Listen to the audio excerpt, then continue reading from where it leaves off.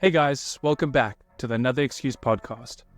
I'm your host, Byron Greeley, and today's guest is Izzy Rosenzweig, the founder of Portless. Portless fulfills e-commerce brands' orders from China directly to your customers' doors, saving e-commerce brands a whole lot of time and money. We have a very interesting conversation today. We speak a lot about failure and Izzy's approach to failure and failing forward. We speak about how he pivoted one business to another due to Apple's iOS 14 update. And we speak about how his first business started and what it took to get that business off the ground. It's a wide-ranging conversation. I really enjoyed it, and I'm sure you will too. Enjoy the show.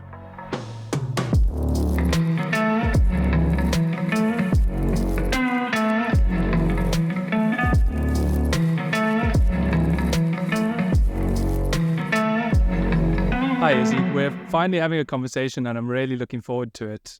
To start us off, could you give us a high-level explanation of what Portless is and what you guys do? Absolutely. First of all, Byron, thank you so much for having me. Very excited to be here. At a high level, Portless is a different way of looking at shipping and supply chain. So just for context, a typical brand will, let's say selling polo shirts. They'll manufacture 10,000 polo shirts. They'd put on a boat. They'd wait at least 60 days to get to the States, pay the import duties, bring it to U.S. facility, and then they're shipping it to their customer. So from a cash flow perspective, that's very hard in cash flow because as you're making sales, you're producing more, you're waiting 2 months to sell it, and it's very hard. I've been in that side of the business. We have a different model, and this is what we call direct logistics and direct supply chain. So instead of putting your products on a boat, you could send it to us. We're in Shenzhen. We'll get it within 2 days post-production from the factory. So that means if your manufacturing's on May 21st, where typically you wouldn't be able to sell that to August. In our model, you send it to us. We'll take your product. We're connected to all the Shopify stores, whatever integration you need, we're integrated with. Now you have inventory. You can send us orders. You sell it to your customer 2 days post-production once we have it. We will pick, pack, and deliver that order to your customer's front door on average in 5.2 days post that transaction. Most importantly, it will be a fully local experience. You have a USPS label, USPS driver. From the consumer perspective, looks like it came shipped from LA, Chicago, New York, Arizona, Texas, Atlanta. That's where that's where the first scan is. But from the brand's perspective, cash flow just went from months to days. Instead of waiting 60 days, you can start turning inventory to cash days post-production. You don't need 10,000 shirts because you don't have an 80-day or 60 to 80-day buffer. You can manufacture as you're getting sales. And warehousing in overseas is cheaper. Pick and pack rates are cheaper. There's no import duties with Section 321. Apparel, there's up to 43% import duties. Well, because we're sending it right to the end customer under $800 value, it's import duty free. And ship rates start at $5. So really cost effective, better cash flow. And we help customers go global. We do this to 50 countries: UK, Royal Mail, Australia Post. So it's really a different way of looking at supply chain for e-commerce companies. And this model works really well for companies that have lighter products like apparel, cosmetics, small electronics, etc. This doesn't work for furniture. But fundamentally, if you're on lighter products, it could change the unit economics of your business and massively improve cash flow as well. And that's what Portless does. Amazing. I've got so many questions. But before we go into that, I'd just like to paint a broader picture. And before you started Portless, you started Browse. Could you explain Correct. The difference between the two? Yep. So the reason why I started Portless is because I ran a DTC brand for 10 years. We were selling home decor and kitchen accessories. In the early 2 years of that business, I was doing the typical supply chain. I would manufacture product in China. I would put it on a boat. I'd wait 2 months. I would sell it. I got great sales. Then I had to stop my sales because I got sold out, and I had to go put that money back into production. And there was just like constant start-stop cycles because I didn't have a ton of cash. So I would sell, wait for the money to come in, then go production, wait 2 months, then bring it in. And it was brutal. Like never had cash in the bank because it was always either in the factory or like running the business. So I got very fortunate. I met some key ex-Alibaba executives that lived in Toronto, were early advisors and investors. And they exposed me and showed me this new evolving space of direct logistics. And using that model, we actually grew the company 100% year over year, shipped millions of shipments, and it did very well. until Apple privacy update came out in May of 2021, when all of a sudden marketing that didn't make sense. Like prior to that, you had attribution. You spent $10, you know exactly which ad did the revenue, and we ran a day one profitable business. But then that changed the whole unit economics of the business. We started slowing down that side of the business. But we realized where we spent 10 years building infrastructure, expertise, and know-how on the logistics side. We spent years doing the legals to set up operations there, understanding the cross-border logistics and how to make it a good local experience. And eventually that basically shifted to Portless, where we started helping other brands leverage this model. And really the benefits we saw of amazing cash flow, no more stop. You can restock when, as fast as you need, is really game changing to e-commerce brands. And so my background is brand. I understand the needs of brands. I understand how, great experience, customer experience, packaging all matters. And that kind of informed, inspired, and was the foundation of Portless, what it is today. And speaking of inspiration, what inspired you to start a business in this kind of industry? Yeah, great question. It was back in 2012, and back then, daily deal websites were like popping off. Groupon, Daily Steals, one sale a day. There's a bunch of other ones. I know Amazon has one. I'm forgetting the name. There was tons of them, but it was popping. Like people would post on Reddit, and then they get 10,000 sales. I'm from Toronto, and I still live in Toronto, and I'm like, oh wow, US is popping with all this amazing daily deal sites. I should do it in Canada. And again, I was naive and stupid. I'm like, that will be super easy, right? So to me, I thought I saw like a clear opportunity in the Canadian market. Again, I started as a deal site, went to marketplace model, went to logistics. So it was a long path to where I am today. But it all started in saying, hey, it does well in the U.S. This type of business does well in the U.S. Why can't I replicate that in Canada? And me being young and stupid thought it would be super easy. And that was really the thought process behind starting the business. And how difficult was it to replicate the daily deal type websites? Yeah, it was brutal. It was brutal. I mean, for me back then, it was really about hacking my way to making it work. So in the early days, I was buying wholesale from Canadian distributors, but that wasn't cost effective enough. So then what I started doing was, to me, it was like a lot about trying, making mistakes, and just keep iterating. And eventually get there. You're never going to be perfect in the first iteration. And then one iteration was I would just one sale a day, Daily Steals, and the other sites, they never sold to Canada. So what I was doing was like, okay, they're negotiating crazy rates. The moment something goes for sale on their website, I put it for sale. I just copied the product, put it on my website. So I 5 minutes after they went live, I went live. And whatever was sold in Canada with the margin, I would just buy it on their website. So I was buying retail on these sites, adding margin, selling it to Canada. So I was really about hacking my way in. And that's how I started. And again, it just kept evolving from there. So it was hard, but there was first steps to take. And it's always about taking the small steps, making mistakes, doing iterations. You're not going to make a ton of money the first while, but the point is I took those first steps, and one thing led to the other. Yeah, that is the point. But how did you come to that conclusion? How did you know that was the right step to take, and that you had confidence in yourself that you would fail, but you failed forward and you'd make progress? Because a lot of people are just too afraid to even take that step and worried that 100%. That it won't work. Great question. So I think you have to be okay with failure. Now, not failure from the world's going to look that I failed, because in business, your business doesn't fail. You got to be okay making decisions that don't work out. And it's better, I would argue, and people can disagree with me, I think it's better to make 100 micro decisions that don't work out quickly. And you're constantly optimizing. So one thing you got to go in, and I've ran small businesses growing up, as a teenager and into my early 20s. So I got some exposure to it, to being for things not to work out, and that's okay. And I think you have to go into wide open. I'm going to execute. It will not be perfect. And you just learn from that and you optimize. So if you're someone that cannot handle failure, then entrepreneurship would be very difficult.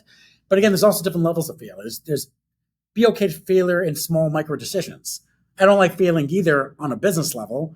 And it's, the same business that kept pivoting and evolving, but there was a million failure micro decisions along the way. But that you're going to have to be comfortable with. You got to be able to make decisions, see the reaction, see the outcome of it, and adapt accordingly. And did you have a co-founder through all of this, or did you do it on your own? No, I didn't have a co-founder. I did on my own. But that being said, I did get lucky, not in the early days, towards when we were hyperscaling in 2020. I actually brought in a first cousin of mine that I'm very close with. He was our accountant, then came in as lead our finance team. So I got the emotional aspect as a co-founder. I would vent with him, but I would say it's not easy doing it on your own. I would highly recommend getting a co-founder. I somehow slugged through it. I'm sure there's pros and cons. I would imagine there's more pros to get one. I didn't choose that, but I did get lucky where I so-called hire my co-founder in the sense of my cousins was with me building this business later on as a finance role. But that was extremely helpful and I get the value. Yeah. But I personally didn't. I can imagine that must have been difficult for the first 8 years. Because I can see the value in bouncing ideas of people and also being called out on stuff. I can imagine you bear quite a lot of responsibility in decision making, and especially when you start building a team beneath you and that type of thing. Definitely. I would probably recommend it. I didn't do it, but I'd probably recommend it. How much capital did you initially invest when you started this venture? Yeah, it's a great question. So I was thinking back, again, this is going back to 2012. I didn't have much money then. I was working side jobs. I was tutoring. I ran a seasonal business growing up, so I had some money put away. But I think it was probably in the launch $25K, of which I borrowed $10,000. So there's actually this organization in my community. They're called, it's actually a Hebrew word called Gamach, which is very often Jewish communities will have in the local community, a organization that will lend money interest free. And they won't even collect your money for a year and then eventually collect it all interest free. So it's very fortunate I'm part of this community. And I actually leveraged that. That wasn't an investment, but it was a loan plus my own money that let me get there. But starting and I think back then in 2012, it cost more money to start businesses. I think it even cost less money to start businesses. I think you could do it honestly for a couple $1,000. But for me, I think the initial capital was $25K. And was that to cover your living expenses and maybe purchasing the initial products, or what did that go? No, so it was purchasing initial products, building for the initial version of the website because there was no Shopify back then. Or there was, but they were one of the smaller options. Yeah. I was doing Magento and WordPress. I had to build out solutions. And so it was more product and tech. For salary, I worked the seasonal business for years. I ran that seasonal business for over 7 years into my daily operations. I always had bulk money. It wasn't a crazy amount of money, but it was enough to get a couple months. And I did tutoring as well. So I would work side hustles, I would say, in conjunction with my baby business. I barely paid myself anything probably the first couple of years, probably enough to supplement the difference. So let's just say I worked these side hustles. I worked tutoring and the side business that I kept running on the side. And then maybe a little bit from the business as it grew. Amazing. And what made you think that these daily deal websites was an idea that was worth replicating? Yeah. I say this often, stupidity. I'm an idiot. So there's no science to it. I was hey, if they could do it, why can't I? Right. I've mentioned this in a few other podcasts, but I think an entrepreneur's stupidity is their superpower, because if they were smart, they wouldn't do it. Right. I think this great interview of the CEO of NVIDIA is if you would do it all again, would you make decision to do it? He's absolutely not. Right. Am I an idiot? Sure. The outcome is great, but the torture is brutal. So I think a entrepreneur's superpower is not knowing everything. And my thought was oh, it exists there. Why can't it exist here? So to me, I think I had exposure. I knew people in the business. I knew people that worked for one sale a day in the States, and oh yeah, it's doing well. I'm all right, why can't it do well in Canada? So yeah, nothing smart, just thought it would make sense. And you ran into quite a few obstacles. I mean, driving to Buffalo to pick up inventory, that can dishearten people and make people decide to give up and maybe try another idea. So what motivated you to just keep going? It's a good question. So for context on that, when I was buying the stuff from one sale a day, or from these other ones, as I sold it, I had to go pick it up from a US address in Buffalo, relabel it, and then ship it across Canada and eventually also US at that point. And I had to drive to Buffalo 2-3 times a week. So for me, I think something to keep in mind, like this is definitely, you got to have a strong work ethic. Like if you're going to start a business and want to cruise your way through the business, it's just not going to work. So I had a strong work ethic, and I got that definitely from my father and grandfather that ran businesses. My grandfather started a dress manufacturing business. My dad took it over, and they had the most incredible work ethic. And I saw that growing up. And I think you just have to have a strong work ethic. So for me, things got hard, but it was the hard part of driving was also my hack to make it work. So I wasn't afraid of hard work. I saw this as a hack opportunity. Was it scalable? I didn't have the answer of how to scale it. I just saw it was working. And for me, like I enjoy hard work. Like I like working. I like working hard. I enjoy building a business. And to me, this was the obstacle in the road. But I went into the business eyes wide open. I didn't think it would be easy. And this was just one stepping. Like it's not torture to drive to Buffalo. I'm in Toronto. It took an hour and a bit, hour and a half. Was it annoying? Absolutely. There and back the same day. But I knew it was going to be hard. And this is one part of, running a business. Yeah. It's not easy. I find that so interesting that a lot of entrepreneurs frame things in a different way to everyone else. And it's like the stories we tell ourselves, like that driving to Buffalo bit for you made sense because no one else was going to do it. So that was like your edge. And many entrepreneurs think that way because many people would just give up at that point, whereas you see it as an advantage. Yeah, I guess so. Like who's me an idiot to do that? Because one sale they wouldn't ship it and the other ones wouldn't ship it to Canada. The only way to do it is either live in the States or have a partner in the States or do it yourself. And yeah, I don't think I thought of it as like an edge. I'm like, I don't have a choice. What else am I going to do? What was the hardest part of those initial stages of the business? Yeah, I think the hardest part of early stage business is you actually got to wear every single hat. Like I would spend hours a day doing customer support. I would do the pick and pack. I would do the packaging. I would do the printing of the label. I would drive it to the post office. So in the early days of the business, and I actually mean this is healthy, I touched every single part of the business. And I slowly end up hiring as it became so overwhelming I couldn't handle it. So my first hire was a customer support rep in the Philippines. And that was like, once I brought that in, I trained her. I had hours a day. I'm like, I go on vacation now. But like the early stages was doing absolutely everything. And eventually when you grow your business, there's enough money to hire out those roles. And then eventually it turns to delegation more than execution. But being that I lived in every single aspect of the business, I knew it cold. So you could delegate, but you could also delegate with the knowledge of every single part of it. Obviously, I couldn't code, but I was involved in every single decision of the website. So the hardest is doing everything, but I think it's a necessary part of knowing your business really well and every detail of your business really well. Yeah, that makes sense. And speaking of obstacles, you mentioned earlier that while running Browse, the iOS 14 update was a big knock for you guys. Could you just speak a bit more on that, please? Absolutely. So in business, and I give this reference, not good or bad, but like you get punched in the face a lot. Things go wrong a lot, right? You make a decision, it fails. That's like day-to-day operations. It is what it is. But every once in a while, there's an industry change, a market change. And that's what happened in May of June 2021 when Apple released their update. It was called iOS 14 update. And it put the privacy blockers on. And all of a sudden, we were spending millions of dollars on Facebook, millions of dollars.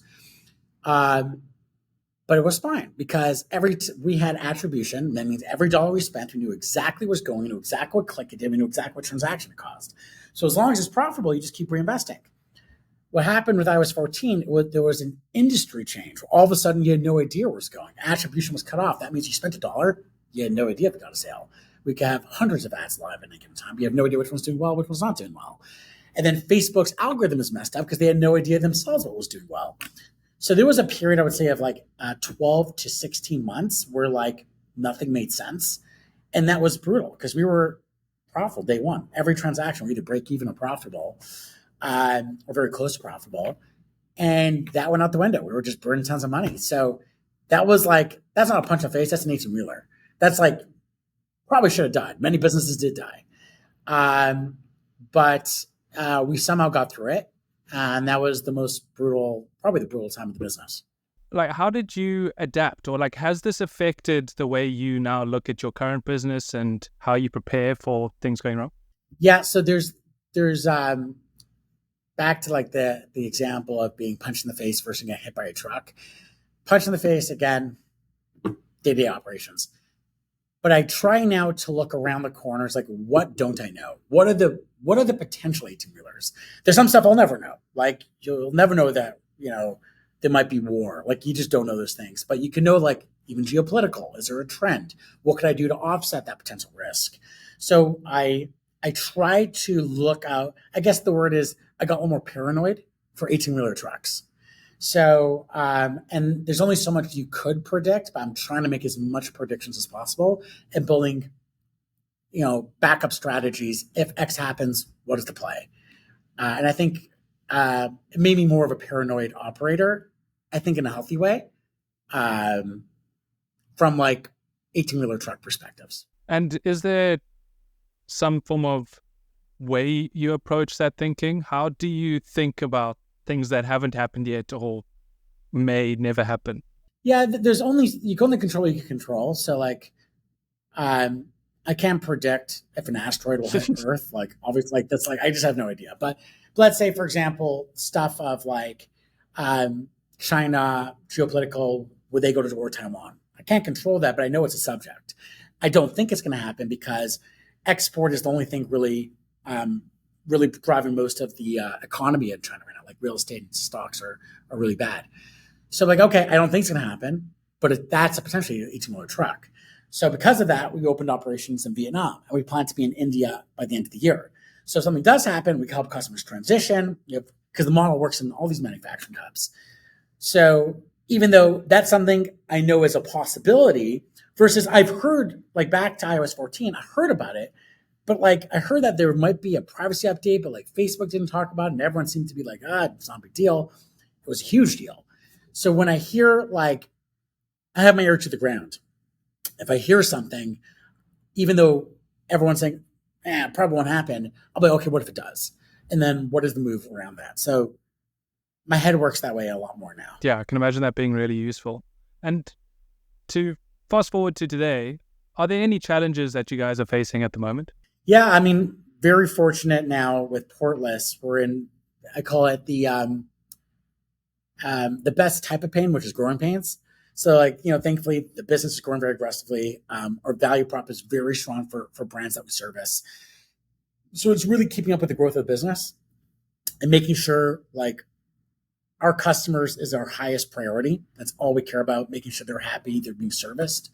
And how do we add tech? How do we add better account management, 24/7 service? It's really about keeping up with the growth and making sure our customers, are always happy. So thankfully it's growing pain, like, but good pain. Pain is like proper growth of the business and any pain around growth of business. Nice. And just to break it down a bit, to help me understand, how do you guys make your money? So we make our charging very simple. We charge pick and pack rates, $1 per order, up to 3 units.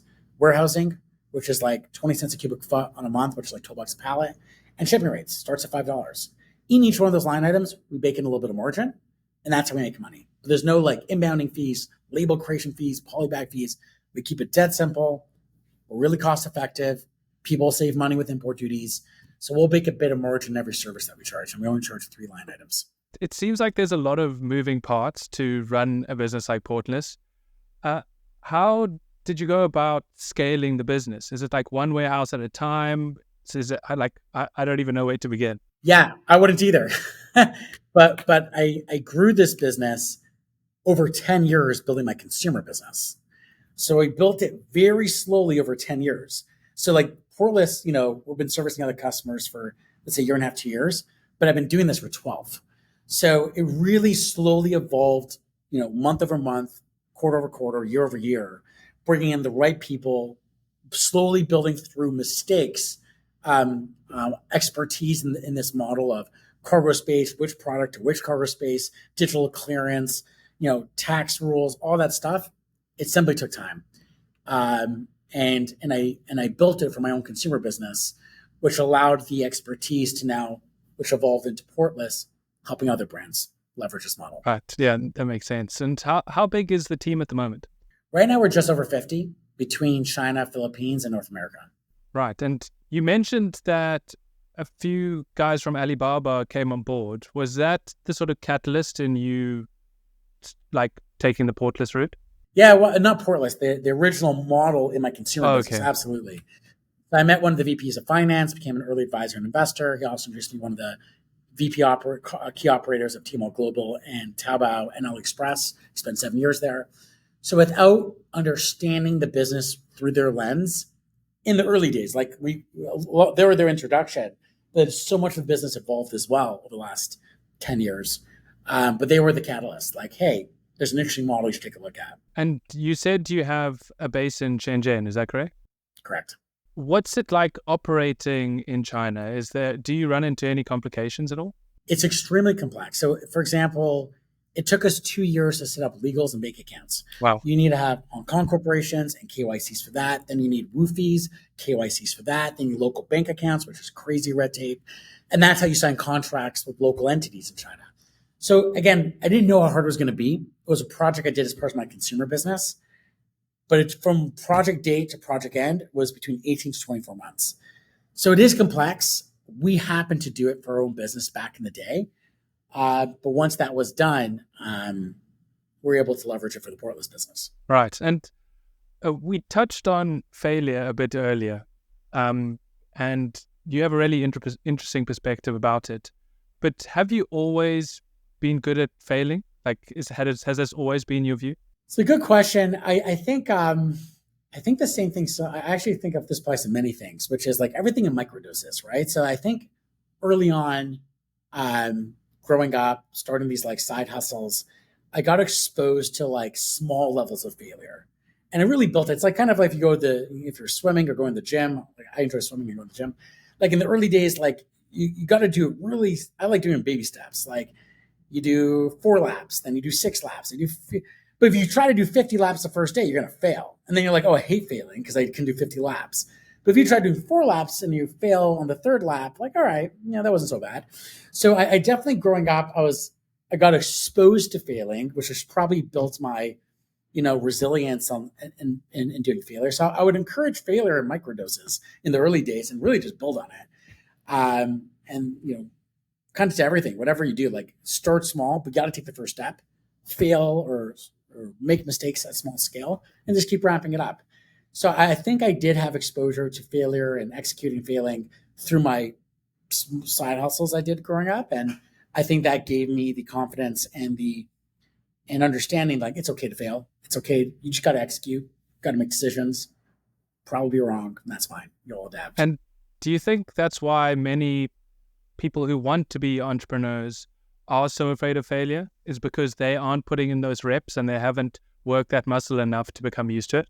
I think so. I think unless you're an extreme version of a personality. So you might have an extreme version of personality, like can't handle failure, wants direction, wants to be an accountant, or they want to do like something, a professional career, doctor, or a professional that they don't need to think about hard. Every work is hard. But let's say they don't want the responsibility of an owner or an entrepreneur. That is okay. That is like your nature. That's what you adapt to a certain type, and that's totally fine. But if you want to be an entrepreneur and you're just stuck in the in-between, but you think you're okay working hard and it's just about like gaining those steps, I would encourage baby steps. Like think how you could, I'd say never wait, always execute. There's like, you're never going to know enough. You're never going to be prepared enough. Whatever you think you're going to do is going to be totally different in 6 months from now. So I would just say, execute as fast as you can. Start as fast as you can. You don't need fancy tech. Hack your way to the early stages. Like fake your tech in the beginning. It looks automated, but it's you in the background on a computer doing the work. I think, just leaning into executing. And if you're afraid of like macro failure, then get used to doing micro failing. And I think eventually you'll build the resilience together. Yeah, that's a great lesson. And I have a problem with sort of the fear of failure, but in some aspects of my life, like I've proven to myself, like you just said, that those micro failures and just taking action and making progress really works. It does. Like we discussed before this call, like me starting this podcast was one of those things. And I've kind of taught myself that that is the way to go. And yet I'm still fearful in other aspects of my life. And it's quite a strange sort of conundrum and Yeah. it's almost makes me more frustrated in those other aspects of my life because I'm like, I know that just failing forward and starting works, and yet I'm struggling to start in other aspects. I heard a great line. You told me you're over 40 or 50 podcasts in. I believe to be in the top 1% of podcasts, I think it's 20. It's 21. I think if you're over, Yeah. What is Yeah. 21? Okay. So you're in the top 1% of podcasters. That is Yeah. wild, right?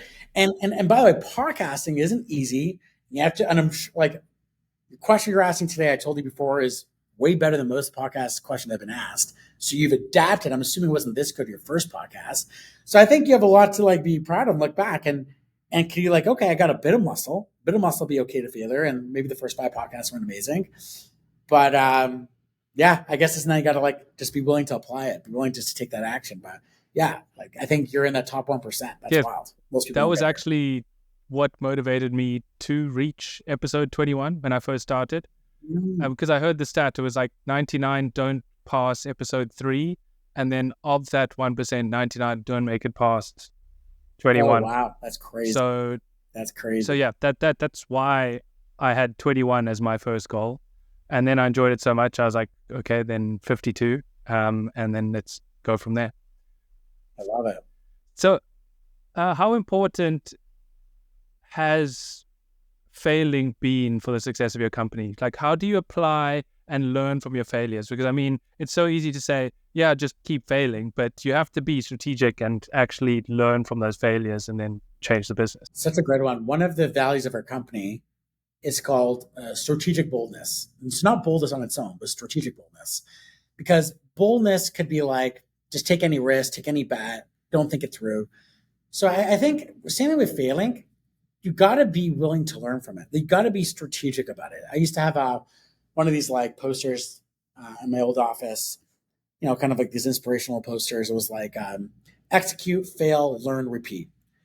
Learning's important, right? So like, yeah, like it's not all about failing. You got to be smart about it and then say, oh, that's a good insight. Let me apply that. I just don't think there's any way around it. I don't think there's a business that exists in the world that hasn't made a fail. I don't think there's anything great, anything ambitious, anything you do that's not going to have some level of failure. So, I think it's life. Everything has a bit of failure in it. Like, you know, is every relationship perfect? And have a bit of failure. You messed up here, you messed up there. I don't think there's anything other than sleeping, right? Like you could fail sleeping. Actually, if you track your sleeping, you're probably not doing perfect sleeping either. I think nothing's smooth. Everything's bumpy. Yeah. You got to do agree. it. And this might be a tricky one, but does anything come to mind if I were to ask you what your biggest business failure has been? Biggest business failure. I think to me, the biggest risk of the business was in May of 2021 at iOS 14. Yep. I guess you could argue the biggest risk was not preparing enough in advance. Like I heard rumors about it, but if I was the same person today, I would have, okay, if that happens, what do we do? So not having a strategy at that level of scale of the business, we're scaling really hard, was, I guess, a bad move, bad decision. I should have prepped scenarios of things I heard about, and I didn't take it serious enough. Again, in the early days, you just got to execute, but at that level of scale, we're doing tens of millions of dollars a year of revenue. I should have had better what if scenarios, and I didn't. It could have killed the business. We survived, but that was probably a big mistake. And did that cause you to then change or redirect the company into it becoming Portless, or was that not related? It wasn't easy. It was excruciating. It was. I'll give the book that was I'll call my therapy book during those times was a book by Ben Horowitz called The Hard Thing But Hard Things, and it just talks about when you build a business, it's brutal. There's just like, especially at that scale with venture and like hiring, you're going fast, things are breaking. It was absolutely a brutal time. But classic, what doesn't kill you makes you stronger. So we had to restructure the business. Most employees were fired. Tried to do a couple pivots with what we had left. This was the most interesting. Leaned into it, and then thankfully started to grow aggressively again.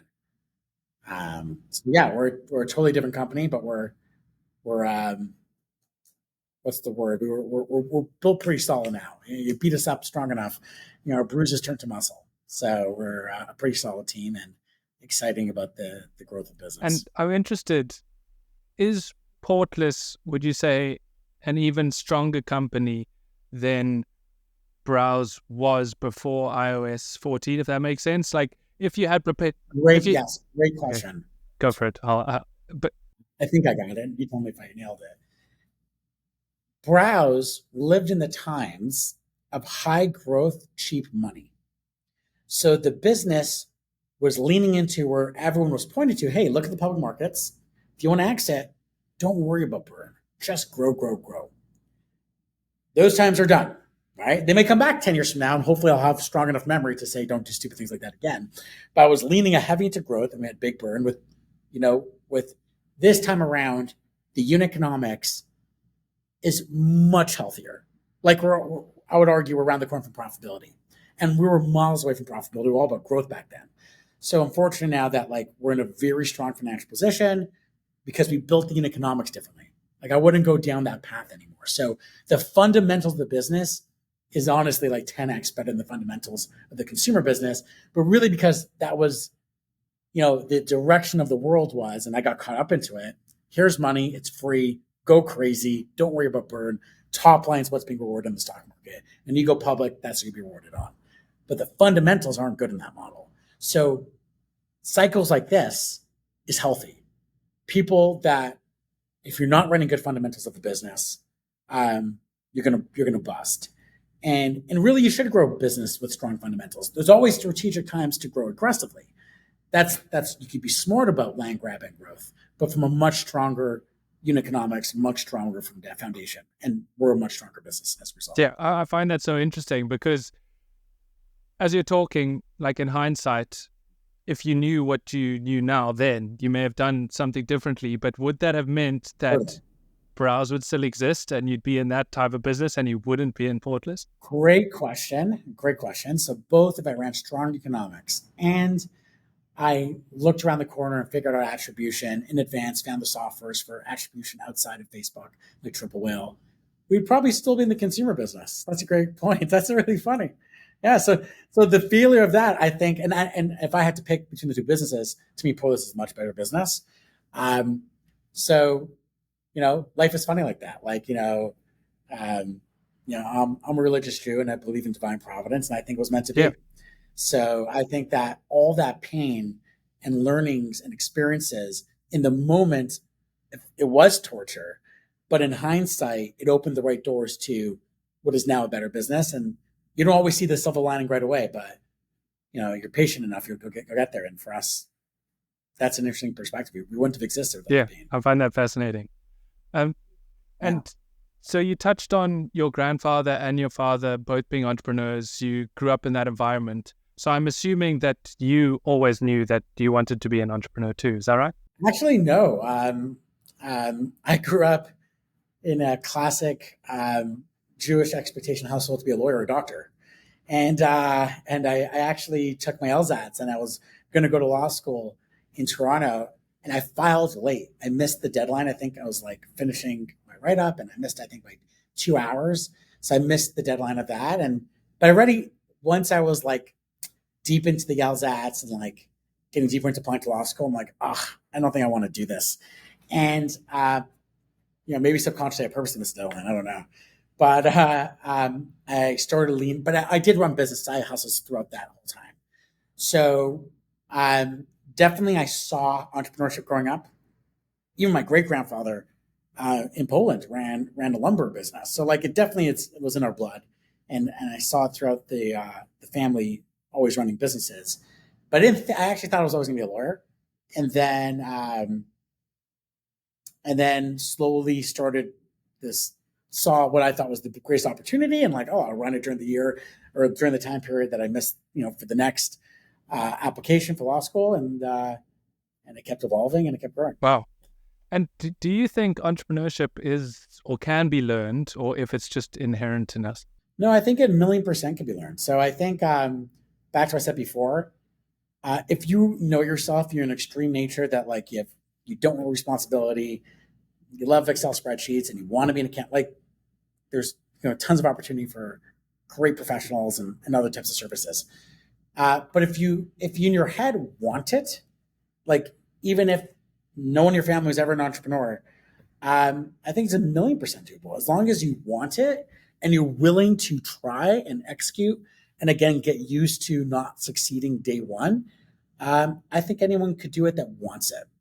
If you're not built for it and you don't want it, you'll definitely not get there. But if you want it, even if no one in your family was ever an entrepreneur, I think anyone could do it. If the want is there, and through that want be okay to fail and not be successful day one, then I think anyone could do it. It's a matter of how many times you could do it, almost a numbers game. And I think most people could get there. Great. And that you mentioned that you've built out a team of 50 people. What has your experience been building out a team of that size? Yeah, to me, it's like when I grew the business both at Portless and Browse, and at one point Browse was even larger than that. I guess throughout the years of hiring, I look out really for three things during the early stages of the business. And keep in mind, as a business evolves, some people evolve with the business, some people don't, right? So for me, three main characteristics I look for more than anything. One is ownership, because I don't consider myself the best manager. I just need an owner. So I need someone that could own their stuff as a mini entrepreneur within the business. If I hire someone head of supply chain, they need to be the owner of that department, and they have to hire their own team, right? Or if I'm hiring an IC, not a manager director, then it's okay, this person has to own the responsibilities. So ownership is like my number one. My number two is 0 to 1. That is the next most important thing. Like you can hire people from corporate backgrounds. Their whole life they were told what to do. When a problem comes up, they say, "What's the answer, Izzy?" I'm like, "I don't know. You figure it out." So 0 to 1 is like you have a responsibility, you have a problem. There's no immediate answer, and there's no guide. You figure out the solution. So owner and 0 to 1. And the last thing is good people. I've hired people with great backgrounds, and they were not kind and not nice, and that just ruins culture. No one wants to go to work every day working when people aren't nice. So those are the three key things I look for more than anything else. And how did you come to those three things to look for? Was it like a lot of trial and error over time? Did you make some hiring mistakes? Our favorite words: failure, learn, and repeat. So I've hired like, oh, this guy came from this massive corporation and in our industry, and I think he could crush for us. And then like, oh man, that was a painful experience, and I had to fire him. Unfortunately, maybe a little too late. Ideally, if you hear this, don't do it. You read books. Maybe you could preempt the painful learnings of probably most people. Very often, even if you read it, back to execute, you just have to execute and really learn what works for you specifically. Maybe for someone else, they'll look for different values and different soft skills or experiences. But for me, that was simply trial and error. And how easy is it for you getting rid of the wrong person, or is that always difficult? It was the hardest thing of entrepreneurship. It is still the hardest. In the early days, I probably didn't fire. Like, I don't think I fired anyone for a very long time.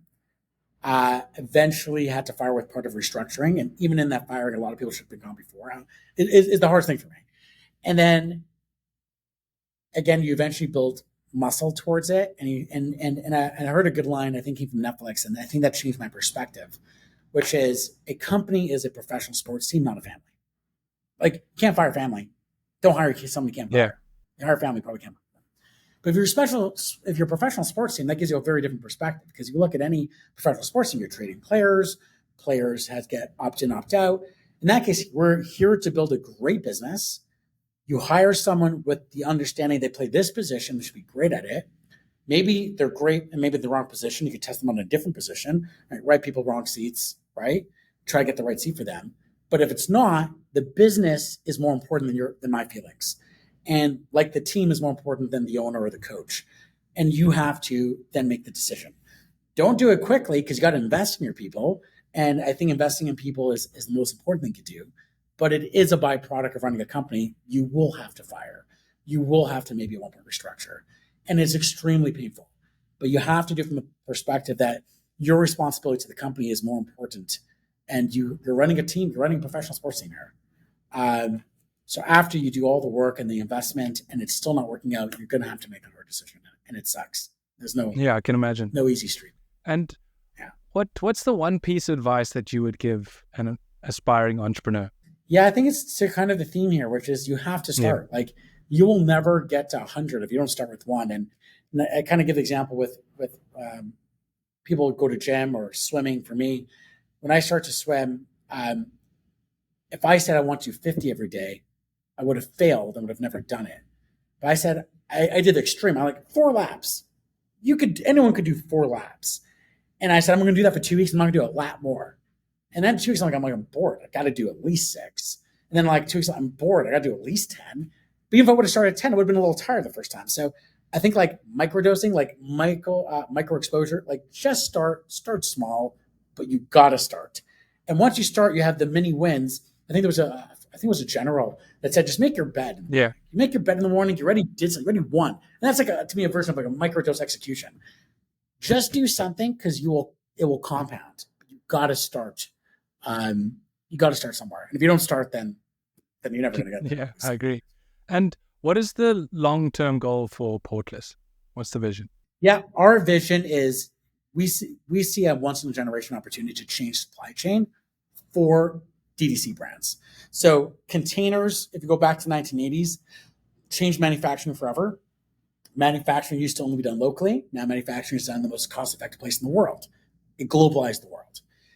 The byproduct of that is you have great quality product at great prices, but brands that do that business have very bad cash flow. If you're e-commerce or DTC, we change that. We give you great pricing, great customer experience to your end consumer, and now you have agility in your inventory. You don't have to wait 80 days or 60 days. So that is a once-in-a-generation opportunity to change the unit economics of consumer businesses and DTC businesses.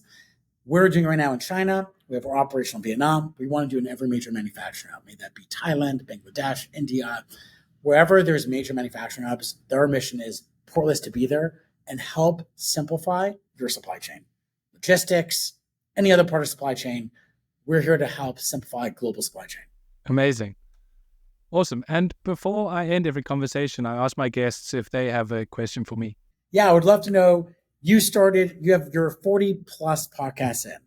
What advice would you give yourself on day one, starting your podcast, or now any other journey with the insights that you've gained? Advice I'd give myself, particularly in the context of podcasts, is number one, if you're starting out on your own, set up processes, definitely. I've found that if you don't have processes in place and make things as easy as possible, it can become difficult, and that barrier just seems a bit too big and you can lose motivation. Yep. And so you've got to create that sort of flywheel effect.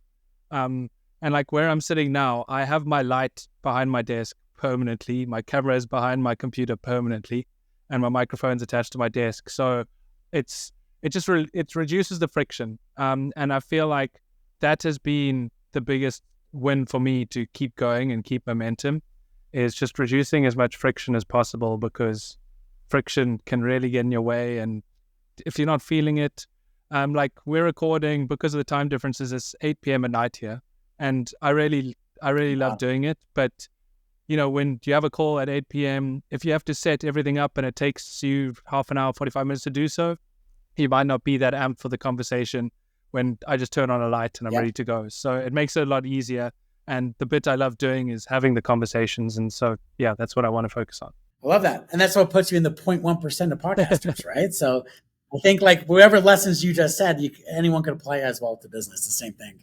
You love what you do, you set up processes, and you execute it. So exactly. Awesome. I love that. Well, thanks for joining me today, Izzy. I really appreciate you taking the time. If people want to find out more about you and Portless, where can they do so? Yeah, you can learn all about Portless at portless.com. Case studies, videos, content. I'm pretty active on LinkedIn and Twitter or X. So feel free to follow me on those platforms. I'm constantly putting out content about supply chain, profitability. And feel free to follow me, send us messages, send me messages, and love the opportunity to engage to see if Portless can be right for your brand. Thanks for listening. I really appreciate you making it all the way to the end. I hope you enjoyed the episode. One more quick reminder before you go. I have a weekly newsletter by the same name, Another Excuse, where I cover 4 topics, something that has changed my perception, a tool that could be useful to you, content that is actually worth consuming, and a concept that I try break down and explain. If this sounds of any interest to you and you need a kick up the arse, then you can subscribe at the link below. Thanks for joining me again, and I'll see you next week.